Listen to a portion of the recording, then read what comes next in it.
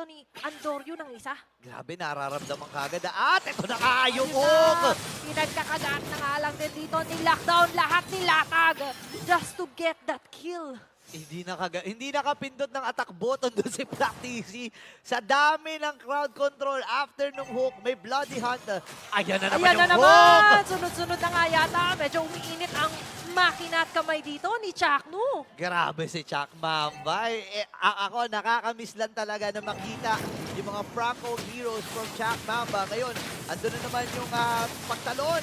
Kaso isa mahuhuli dito for the side of Smart Omega and that's going to be Chakno falling down. Andorio with a turtle, bonus pa ng isang pitas kay Ogwen. Naka-plus one pa, pero si Kyle TC parang hindi ata susuko dito. Super Marco and Flap. With the rescue na rin sa may middle. Ang goal ata nila ay patumbahin yung tono dito sa may middle. Pero si Jome, ay sinisirip din. Ako, ito na May si Atoy. isa! Nabiktima yata doon si Flap Tizzy.